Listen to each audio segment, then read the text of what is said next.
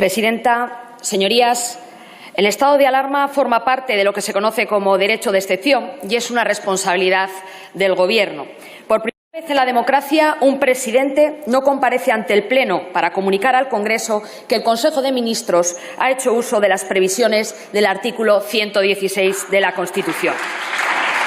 Si a usted, señoría, le hubieran nombrado autoridad del estado de alarma, aunque lo es sanitaria, tendría algún sentido su presencia en esta sesión.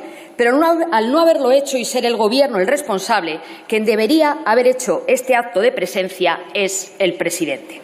Así lo hizo el presidente Zapatero en el año 2010, con ocasión de la crisis de los controladores, una crisis que afectaba a muchos menos ciudadanos. En lugar de parapetarse en el señor Blanco, vino él. Y también lo hizo el propio señor Sánchez cuando el 14 de marzo el Consejo de Ministros aprobó el primer estado de alarma. Esta degradación institucional, esta falta de respeto a los ciudadanos, que es a quien representamos aquí, es un paso más de un Gobierno que ha decidido acabar con cualquier vestigio de normalidad democrática. Ya sucedió durante el anterior estado de alarma, con el que aprovecharon para situar al vicepresidente Iglesias en la comisión del CNI, cerrar el portal de transparencia y rehuir cualquier control parlamentario. Su deriva autoritaria se inició con el nombramiento de una diputada socialista como fiscal general del Estado. El último capítulo, a día de hoy y a esta hora, es la proposición de ley que registraron el pasado martes en la Cámara para perpetrar su asalto al órgano de gobierno de los jueces. Hay que ver cuáles son sus prioridades. El tiempo que no han tenido para legislar en materia sanitaria, como le recrimina el Tribunal Superior de Justicia de Madrid, y que nos hubiera evitado estar hoy aquí, sí que lo tienen para intervenir la separación de poderes y controlarlos. Hay que irse muy al oriente de Europa para contemplar algo así. En mitad de un proceso de renovación de órganos constitucionales, cambian la normativa vulnerando la propia Constitución y una sentencia del Tribunal Constitucional y pretenden replicar su mayoría parlamentaria en todo aquello que haya de aprobarse para controlarlo. Todo ello mientras dos presidentes del PSOE están pendientes de una sentencia del Tribunal Supremo, el vicepresidente puede ser investigado por ese mismo tribunal y Podemos imputado por un juez por delitos de financiación ilegal. Esto tiene mucho que ver con la pandemia y con la crisis que ésta ha provocado. No olviden que la recepción de los fondos de los programas de reconstrucción está condicionada al respeto del Estado de Derecho, como dejan claro las instituciones europeas. Y ante este último atropello, ya les aseguro que el Partido Popular va a activar todos los resortes en España y en Europa para evitarlo. Señoría, la ausencia del presidente del Gobierno y que no intervenga la vicepresidenta, que es quien estampó su firma en el ruinoso decreto de estado de alarma, le convierte a usted, señor Illa, en una suerte de Fernando Simón. Le convierten en un escudo humano para venir a esta Cámara, a hacernos comulgar con ruedas de molino de unas medidas que usted ha leído sin ninguna convicción. Señor Illa, es usted el ministro de Sanidad en el país con mayores tasas de fallecidos, cerca de 60.000 compatriotas. Reconózcalos hoy aquí, a lo que ha contribuido su incompetencia. ¿Hasta cuándo vamos a tener que esperar los españoles para escuchar de usted y del señor Sánchez con humildad una palabra de disculpas por este desastre? Se niega a pedir perdón, se niega a dimitir y nos presenta hoy una decisión arbitraria, autoritaria y abusiva. Y usted lo sabe. Señor Illa, ¿estará de acuerdo conmigo en que una pandemia no conoce fronteras? ¿Estará de acuerdo conmigo en que cualquier frontera que pongamos va a ser artificial? ¿Estará de acuerdo conmigo en que cualquier criterio que adoptemos para establecerla deberá poder explicarse científicamente? ¿Estará de acuerdo conmigo en que las medidas derivadas del mismo deben ser exigibles en todo el territorio bajo su responsabilidad? Pues bien, las medidas que usted ha tomado en Madrid carecen de fundamento científico. ¿Dónde están los informes técnicos que las avalan? ¿Por qué usted cambia los criterios constantemente? ¿Es usted el técnico en esta materia? Son, por tanto, arbitrarias. No se exigen por ello igual en todo el territorio bajo su responsabilidad, porque en una pandemia es toda España. Por lo tanto, son discriminatorias. Se aplican a una zona perimetral donde se mezclan áreas con distinta incidencia. Por lo tanto, está facilitando quizá que disminuyan algunas zonas menos controladas, lo que ya estaba consiguiendo con las mismas medidas, pero muy probablemente que aumente donde sí estaba controlada. No son, por tanto, idóneas. Comparece por un confinamiento indiscriminado de la ciudad de Madrid y de otras poblaciones, imponiendo un estado de alarma con unos datos falsos, ya que no correspondían a la situación del viernes, cuando el Consejo de Ministros publicó esta improcedente medida. Usted mismo lo ha reconocido públicamente. Datos basados en unos indicadores improvisados, exclusivamente con la intención de cerrar Madrid a cal y canto y ya de paso arruinar a miles de madrileños. Indicadores sin ningún aval científico, que fueron rechazados por las comunidades más pobladas en el Consejo Interterritorial y con los que solo buscaba socavar las competencias de la Comunidad de Madrid. Señor Illa, no ha presentado un solo informe científico que avale el estado de alarma.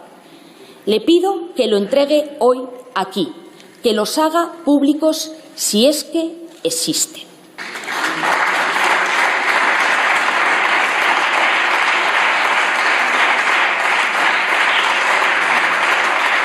Porque el estado de alarma ha sido una imposición contra los madrileños, perpetrada sin ningún tipo de diálogo y pisoteando los límites del Estado autonómico. Una decisión desleal que no toman pensando en la salud de los madrileños o del resto de los españoles. Han dejado en un segundo plano la salud de todos nosotros. Autonomías gobernadas por su partido han visto disparados el número de casos que debían haber obligado al confinamiento de la población, si el Consejo de Ministros le hubiera importado la salud y actuase con un mínimo de equidad. ¿Por qué no se atreve hoy aquí a dar los datos de Navarra, por ejemplo? ¿O es que los navarros son de una condición diferente a los madrileños? ¿O es que en Navarra no tienen derecho a que el Gobierno les proteja cuando sobrepasan ampliamente el umbral de los 500 casos por 100.000 habitantes, el que usted mismo fijó? Señor Illa, la salud ha sido una coartada para el Gobierno, porque todos los datos epidemiológicos estaban mejorando con las medidas aprobadas por la Comunidad de Madrid. Y lo siguen haciendo a día de hoy. No podían aceptar que era la propia comunidad la que doblaba la curva, porque se estaban tomando medidas. Una autonomía, la de los madrileños, cuya única culpa es que no quiso ser coartada de su ineficacia. Una autonomía que en la primera ola de la pandemia le exigió que actuase, cuando para usted no iba a haber más de 1 o 2 casos. Que cerró los colegios cuando ustedes decían que era un error hacerlo. Que repartió mascarillas a la población cuando ustedes decían que no servían para nada y eran contraproducentes. Que hizo test cuando ustedes no los hacían. Que mientras ustedes nos aburrían a los españoles con interminables y banales ruedas de prensa para monopolizar el consumo informativo, montó un hospital en IFEMA, que es el ejemplo de capacidad logística en una situación de crisis. Una comunidad que tuvo que afrontar las consecuencias de la invasión de un virus que entró por Barajas, competencia suya, por cierto, y ni entonces ni ahora la asumió, mientras que a usted su Departamento de Seguridad Nacional le advertía del grave riesgo de no hacer nada. Pero ustedes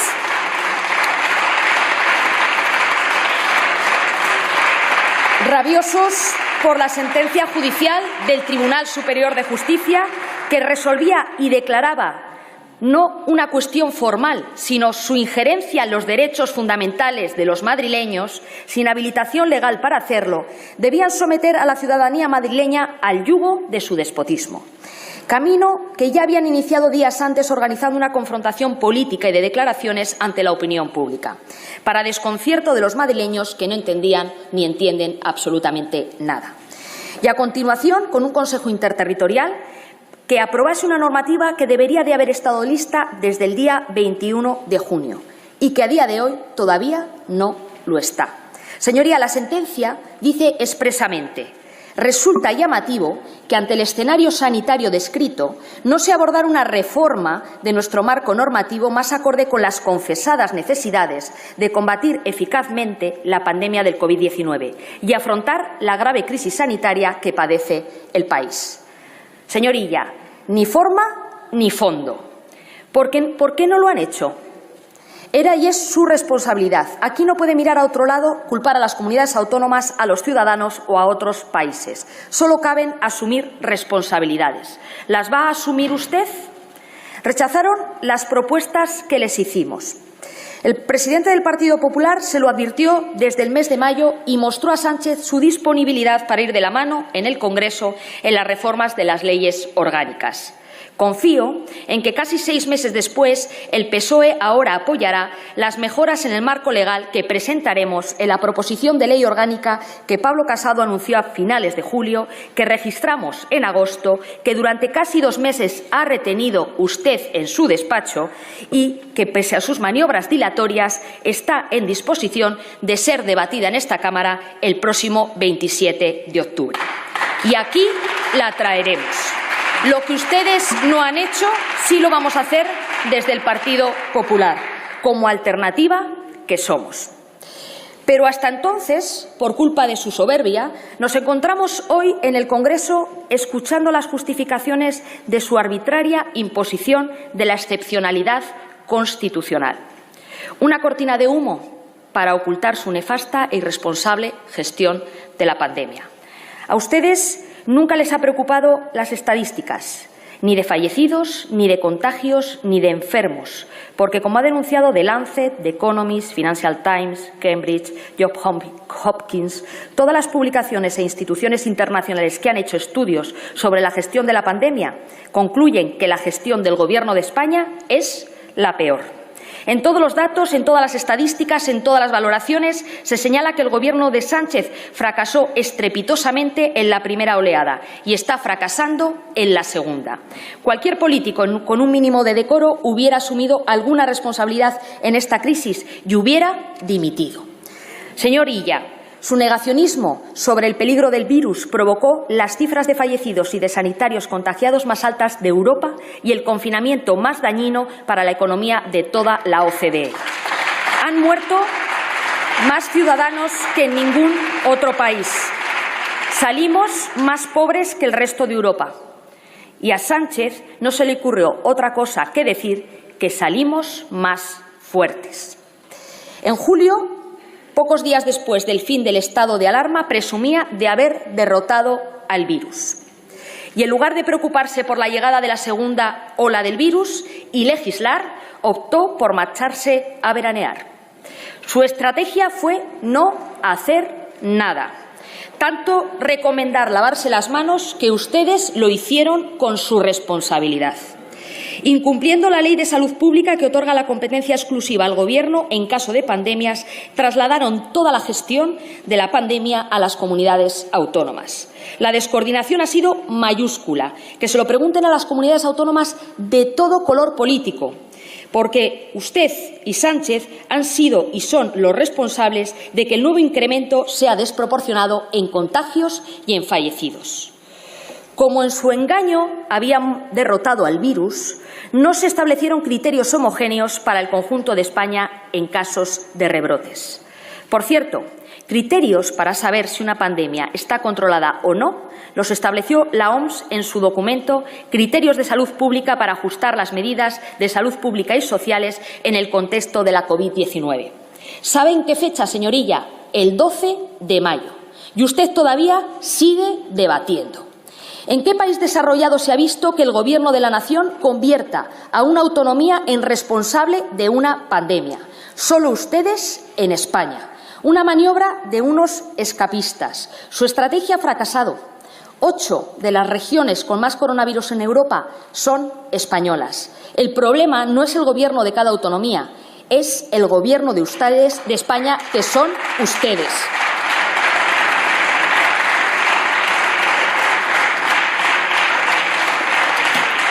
Usted, señor Illa, no ha protegido a los españoles y ahora pretende protegerse usted mismo refugiándose en el estado de alarma, que no tiene más eficacia que una injusta y desproporcionada restricción de derechos y libertades de millones de madrileños. Acaben ya con esta injusticia discriminatoria. No mientan, ni engañen, ni disimulen más. Señor Illa, no se daban las condiciones el pasado viernes para decretar el estado de alarma que nos trae hoy aquí. Y con la mejoría que continúa desde entonces, todavía menos se justifica que la mantenga a día de hoy. Madrid mantiene su capacidad diagnóstica al doblar los test de antígenos en una semana, aunque usted no los publique. Madrid llegará la próxima semana con una incidencia de 300. Está a solo 17 camas de UCI de bajar el umbral que usted inventó. Todas las ciudades, salvo Parla, están ya por debajo de 500 casos. Con los datos que la Comunidad de Madrid diariamente le aporta, le exigimos que levante inmediatamente el estado de alarma en Madrid. Trabaje junto a las comunidades autónomas como la de Madrid, como predica pero no aplica. Y después, váyase. Gracias, señora Gamarra.